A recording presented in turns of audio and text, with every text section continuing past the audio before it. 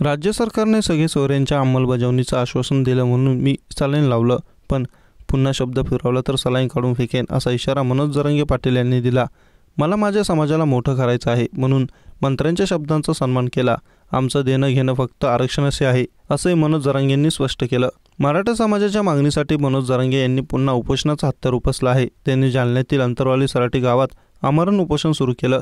आज त्यांच्या उपोषणाचा 5वा दिवस आहे. 4थ्या दिवशी जरांगे यांची तब्येत खालावली होती, मात्र त्यांनी उपचारच नकार दिला. यानंतर फडणवीसांचे विश्वासू आमदार जरांगे यांना जाऊन भेटले. तसेच छत्रपती संभाजीनगर जिल्ह्याचे पालकमंत्री आणि नवनिर्वाचित खासदार संदीपान भुमरे यांनी देखील जरांगे यांची भेट घेतली. त्यांच्या भेटीनंतर मनोज जरांगे यांनी उपचार घेण्यास होकार दिला.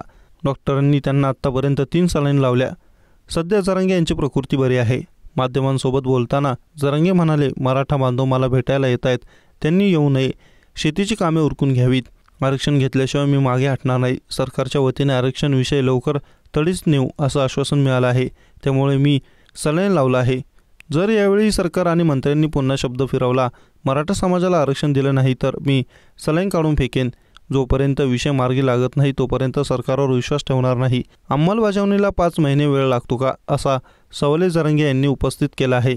आधी 17 ते 18 दिवस आमच्या उपोषणाकडे दुर्लक्ष करण्यात आलं, पण आता जर यांनी छळ केला तर यांची जिरवल्याशिवाय राहणार नाही. आम्हाला वेठीस धरले तर बरोबर यांचा कार्यक्रम करू. जो मंत्री आमचं काम करेल त्याचं उघड नाव घेऊन कौतुक करणार असं देखील मनोज जरांगे यांनी म्हटलं आहे.